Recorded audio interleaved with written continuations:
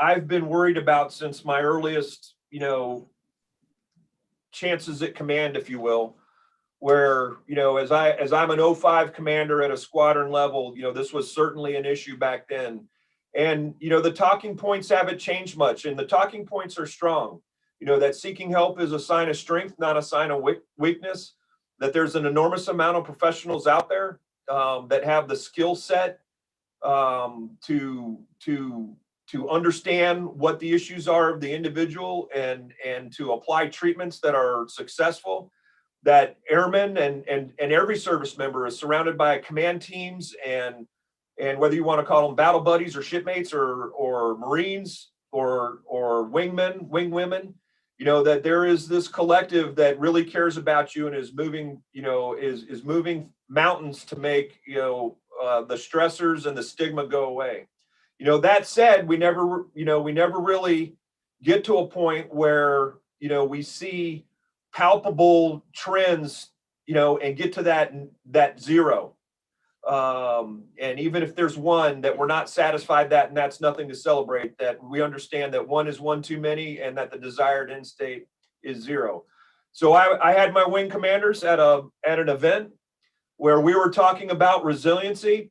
And to be clear, I'm couching this on my mission. My mission is to win for America. In order to do that, we've got to be ready for violent actions and to participate in incredible lethality as we support, the joint team, as we project power abroad, as we secure our nation's prestige, prosperity, and priorities. I have a mission to win, but I also have a mission to win with my airmen, and I have a mission to win with my airmen's families. So those coexist, and they have to coexist. And therefore the complexities, of what you just said, where there can be these perceived barriers, this perceived stigma that somehow tolerates a casualty because of depression or the inability to want people to know that you need a mental health appointment. In at least in my world, and I think in your world, and certainly the broader audience here, we got to get through that. So at this Wing Commander Conference, I had a retired command chief challenge me personally, and he said, "You want to make an aggressive step, Minihan? Put a mental health appointment on your calendar." And I did, and 4 people could see it here in the headquarters. That's about all that has access to my calendar. And so, with a wingman here and the team inside the headquarters, we put it on the tweet, and that started the most terrifying 3 days of my career. I'm social media shy by nature. I kind of lurk in the social media spaces and don't participate. But I certainly, as we did that night and then woke up the next morning, there was a little bit of a bite to it. And as it got out, I went through the cycles of grief. Why did I do this? What was I thinking? I got drugged down appropriately and so into the comments and hypersensitive to some that were critical. And certainly there was a lot of support there, more support, overwhelming support. But the honest conversation, it was terrifying for me. That started the journey of about 3 days where I learned more about myself in those 3 days than I knew about myself in the last 30 years. Okay. So that mental health appointment to Mike Minihan eclipsed any words that I said on a stage to any numbers of audience, airmen, families that talked about it's a sign of strength, not a sign of weakness, that talked about please ask for help, that talked about please raise your hand early, that we'll do anything for you to make sure the outcome is good here. But I could not understand what that truly meant until I went to the elevator in the hospital that nobody goes to. I went to the floor in the hospital that no one likes to go to. I sat in the waiting room of the mental health clinic and signed in. I filled out 2 pages of legal paperwork that I didn't understand. And then I sat at an uptake computer for about 45 minutes and answered questions about me, my background, what I was thinking, how I was doing, my past experiences all the way back to childhood. After that, I get invited back to another room where a wonderful airman technician does an oral uptake and takes what I put into the computer and ask more, questions to get more color to the description. And then finally, after all that, you go back to a healthcare professional who's the professional trained to get after what needs to be get after. And in 30 years of saying it, I could not understand what it meant to truly take that step until I went through it myself. And and what I thought, this is the best way I can describe it.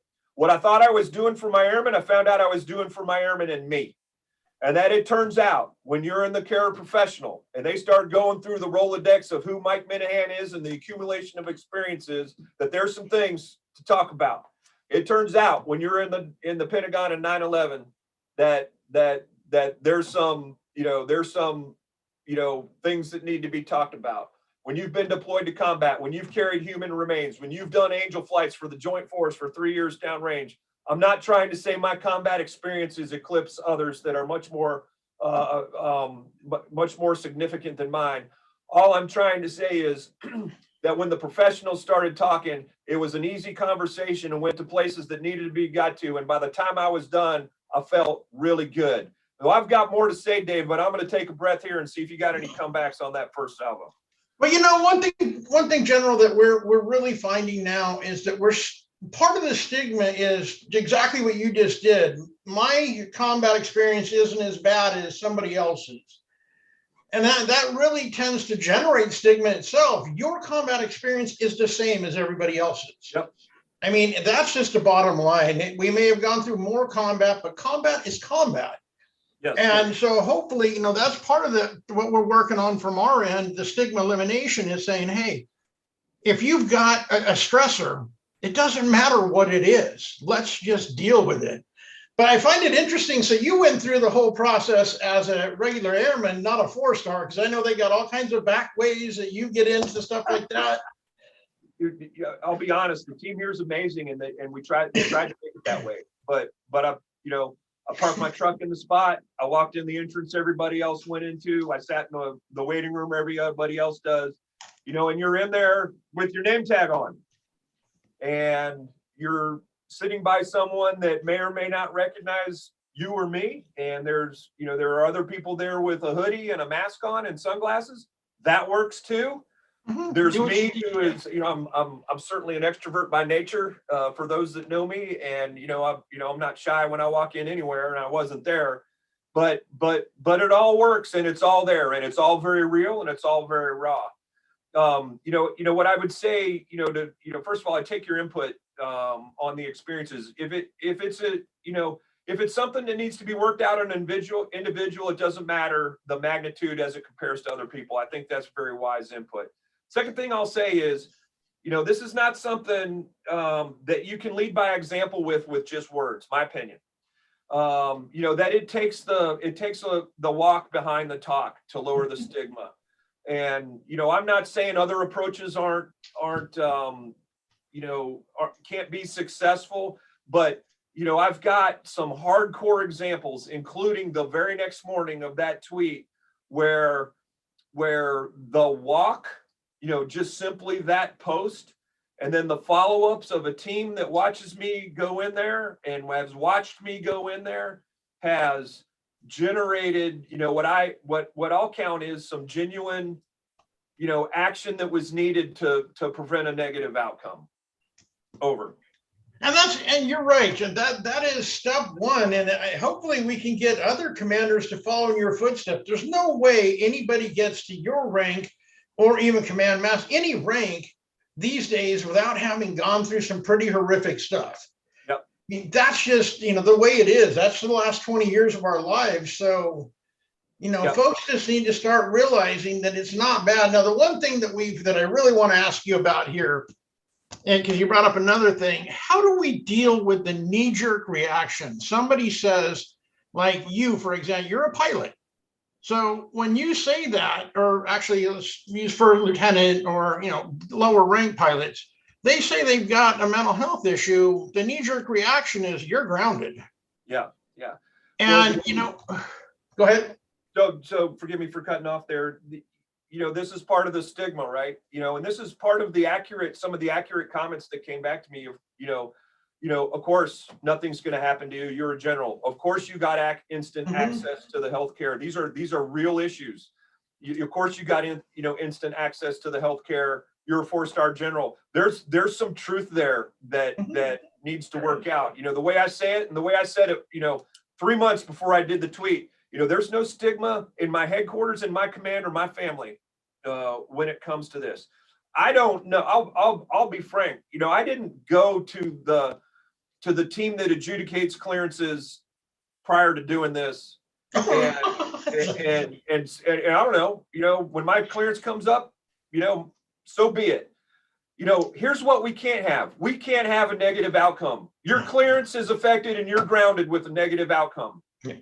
So you can't have it both ways. No, agree. And I don't mean you, the individual that needs help. I mean you, the people that are applying the stigma. This is an incredibly delicate thing. Nobody knows it better than you and the listeners that are on right now. You can do everything right and still have a negative outcome. You can do everything right and never get feedback on a victory that might be out there. Or you can get a victory that you won't know for 5 or 10 years when somebody, by the good graces, circles back and says, here's what you did for me. I got some examples of that. So, I truly mean it. I don't look down on it when and there's been some stories here lately, that show that, people are making a bold step forward. My job now is to catch that wave on the back end and just start chipping away. It's not something that can be lowered overnight. It's not something that is going to have an instant an instant visualization that all the barriers load. Is something we got to keep chipping away at. And you're looking at the action officer that's trying to do that. Over. And that's going to be the biggest help, and we appreciate it. So you bring the 3 days. I mean, from what I've been reading, and I've read a lot about your post, we heard the same thing. Well, he's a 4-star, big deal. And my answer to that was, are you crazy? A 4-star walking in and saying, hey, I want to make a mental health appointment. That's huge. That's an important statement. There's nothing to be belittled. So I commend you for what you did. But, a little bit more on that is, well, those 3 days, what were the positive outcomes? Because I want people to be able to hear from you what they can do simply by asking for that help. Yep, absolutely. The first positive outcome happened the very next morning, and on a different social media than Twitter. The very first one was on LinkedIn. A gentleman I know that simply said, I read your tweet, I cried in my wife's arms, and I'm seeking the help on Monday that I've needed for years. All right. So that's the antidote to the terror, the personal terror there. And just when I think this tweet's run its course, I get those routinely, including just last week. Certainly a lot of them flowed in right after, everything from hallway conversations to emails to different social media platforms where the private messaging kicks in to give the feedback either to me or my wife. And then, the professional emails on the normal stuff where someone will just, send a note. It's an opportunity, Dave, if you don't mind, for me to highlight something I did well before the tweet, and then read a few. I'll read a few emails and give you a few stories here real quick. The first one is, and this gets to the point where your victories are often unnoticed, especially in this lane that, that they remain hidden and they decloak later, if you will. And I got this one last year. It was quite striking to me, and it helped frankly pave the path to where we are today, along with a program I'm calling Warrior Heart, which I want to talk about at the very end. That was next. So this is from someone I served with many assignments ago. Sir, I hope this note finds you well and your loved ones well. About 9 years ago, you took the time to care for me in the wake of a tragic event. The tragic event was an airman in his command committed suicide. You placed your arm around my shoulder and mentored me as we walked from a presidential movement on the Andrews flight line. At the time, I was heartbroken, in deep despair, and felt wholly responsible for that young man taking his own life. The words you spoke are lost in time, but the impact remains. And I want to be real clear here, Dave. This is not about Mike Minihan. This is about, it took 9 years for the feedback to get back to me.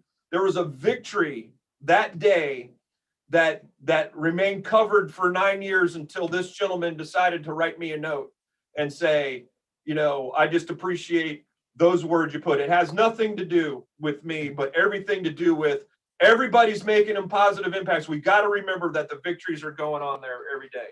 This came in last month. Sir, I hope you and your family are doing well. I just wanted to say thank you, in caps, exclamation point. For the past 10 years, I have been dealing with some traumatic stressors that I kept inside and didn't even tell my wife. However, I saw the article video that you shared about you having an appointment with mental health. Because of that and the respect I have for you, I scheduled time to go to mental health for myself. It took me a lot to do that. As to date, I have completed 4 of 5 sessions. All right. All the way to last week. I'm on a trip and I'm being dropped off at my quarters, my temporary quarters. The gentleman driver, civilian, as I'm picking my bag out of the back of the van, kind of came around the open doors, the clamshell doors open kind of a little bit discreetly. And he lowered his mask and he just said, "Sir, that tweet was awesome. I appreciate you doing that." I mean, here we are, anonymous. I thought, maybe I'm not anonymous, but he's anonymous. It's what, 6 months, 7 months after that tweet, and I'm still getting a positive feedback. Later, the next day, at a senior officer event, one-on-one, and I'll just leave it at that. Another gentleman shares, his journey and what that tweet meant. So, I don't want to, all I want to say in this is, when you walk it instead of just talk it, there's enormous victories going on out there. And, I think, just when I think it's run its course and I won't hear another, I get delivered the feedback on some victories and, and saves. Any amount of terror that's frankly on me and probably a character flaw is paid off 1,000-fold by each one of these stories and the ones I don't even know about yet. Dave, back to you. That's the unknown. We never know just how many people that we help. Even these, one of the things that I want to cover kind of briefly is some of the treatments. I'm the most stubborn guy in the world. It only took me 40 years to get help for PTSD that I had from way back when I was in. So I'm the last person to, point the finger at anybody, but I can tell you that through this, there are some incredible programs out there for our active duty, for our veterans, and even their family members that we can get for free for them. I mean, just great programs that start the journey to healing. Absolutely. So I just want people to understand that we've already written the book on how to help you heal. Now you just have to read that book. And, that's a hard thing to get people to understand. Yeah. There's kind of, as because of the tweet, this is, and even before the tweet to a certain degree, this is as I travel around and, do what the Army calls battlefield circulation, which I love, and, get to bask in the glory of being around airmen families, the Joint Force, all that. This normally comes up, and there's generally 3 types of people in the audience as I'm telling what I just told you and your audience. First of all, you need to know I've got a strong back and broad shoulders. I can carry a weight when it comes to responsibilities, getting after the lethality, leading teams, all that, So I don't, it's not a if, one and not the other. You can have both. You can carry a heavy load, have a strong back, handle stress, and still go to the programs that you talked about. They coexist for me. This is about winning. Okay. In my mind, warrior heart is 3 things: mind, body, craft. I have to get each ready for the big fight so that I can win. I have to lead myself so I can lead others. This gets after walking the walk. So there, warrior heart, mind, body, craft, leadership, and it's all beneficial to who we are as, personally, and to who we are professionally. And then there's 3 people, there's basically people receive it 3 ways. There's some people that say, "I'm good." As they listen to me tell the story, they're going, "I'm good." And I believe them. They don't have to tell me. They just have to think it. there are other people in the audience that have taken a similar path that I did, or that you have, or that anybody else has. And so there's people in there that are hearing what I'm saying, and they're having, we're having a connection without having a connection, because they're going, that man's affirming the journey that I've already taken. And then there's the third, which is what I'm going after, Dave. There are people in each audience that are saying, do I have the courage to do the same thing? Do I trust Minihan to back up what's just been said? And can I go seek what I need, to get my mind, body, craft lined up and ready for not only what I've dealt with, but also getting ready for the big fight. There are way more things to do than just go to the mental health clinic. There's the MFLACs, there's civilian providers, there's the chaplain corps. And then what I'm really excited about, which we're really trying to lay in here, is there's this peer counseling that I think is incredibly powerful tool. If you go to Dover Air Force Base, they have a thing called Sean's House, where peers man a house, and you can just come in and talk things out. If you go to the Air Force Academy, they wear a special color rope on their uniform that signifies them as a peer counselor, voted by their peers. When I asked the young lady that escorted me, what does that color rope mean? She said, well, they voted on me as someone that can be trusted. I'm like, well, why can you be trusted? She said, I'm a good listener. I know how to get help for people. I handle things discreetly. I tend to be a problem solver. I mean, this is a peer that can be approached and identified by anybody, whether you know her or not. And this wonderful young lady is going to make magic happen on behalf of an individual that's in crisis. So I think there's a thread to pull there as we try to make sure that as individualized as my mind is as individualized as the solutions that can make it as strong as possible. And there should be nothing off the table when it comes to our approaches. So whether it's the book that you mentioned, whether it's the regimen that the mental health clinic is going to lay in, or whether it's just someone that's a good listener and can talk things out, I mean, I think those are all wonderful ways to get there. Over. And I think we have to. I think you're right on the money. At this point, we don't really have a choice. We have to start getting a much more narrow focus on how to fix ourselves, because you're right about your warrior heart is so right on the money. Even the most least lethal warriors we've ever seen lose half of their lethality if their mind isn't in check. If they're dealing with nightmares and they're dealing with not sleeping, we all know that their effectiveness is going to be crushed. We do, we help a lot of the special operations folks, and I see it a lot.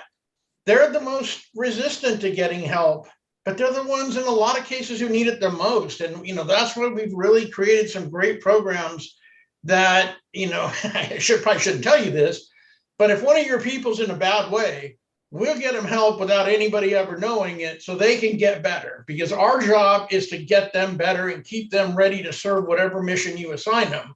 So we really work hard at doing that. Yep. I'm grateful you're getting them help. So, the last thing I want is a negative outcome. Ideally, I want an environment, where I remove stigma through action. Let's boil this down to simple. Remove stigma through action, and then lower every barrier to care possible. There are people listening right now that know there's incredible barriers to care, that if they are in a real crisis and they pick up the phone, that they can't get help for weeks, or that's how long it takes to get a scheduled appointment. There are some geography locations that are have incredibly high barriers, just because of the level of care and the distance of care. We need to get into those spaces and start lowering them. The other thing I want to mention here real quickly too is, we each have a story, and we each tell our stories differently. You can say that I told mine on Twitter, and that's the way this course is going to run. It's good. Some people tell their stories on tattoos. Some people tell their stories on a bracelet with their battle buddies and wingmen that are there. We got to be comfortable with all this, and I certainly am. And we all deal with it differently. This is, this gets to the example of the individualism of the expression, and also the individualism of how we seek help and get that mind up to where it needs to be. I am good with it all, including, the civilians that are, the civilian care that that's meeting a need that we can't get to yet. So, I appreciate that you're doing that, but our story can be incredibly individualized, as we express, but it all contributes to our resiliency. We have an enormous amount of resiliency collectively. Just you doing this is showing resiliency. The numbers of people that are on this podcast right now is showing that network, that fabric that wants to provide that support to lift people up. And we got to be comfortable with all the approaches and all the ways people are expressing it. Over. And one thing I love to suggest, nothing to do with us, weren't involved in it, but there's a great book called Rethinking Suicide. I don't know if you've ever read it, General, but I would suggest anybody here who's having trouble read. I'm not a big book reader. I just don't like it. But that one I read just because it talks a lot about what you mentioned, peer counseling. The guy who authored it just created a great program for peer counseling.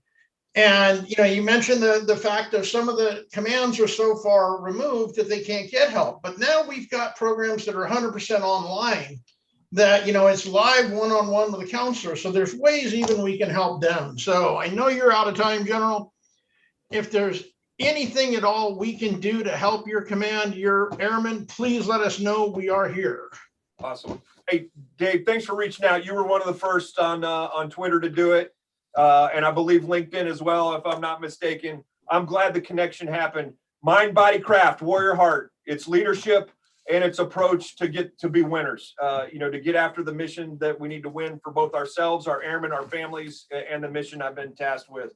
And then the biggest thing is you got to remove the stigma through action. Everything else is complementary, but there's nothing more powerful in action. I wish everybody a happy 4th of July weekend. It's an honor to spend time with you all. And it's an honor to be surrounded by the airmen I am, getting after this wonderful Air Mobility Command and the total force that makes the magic happen.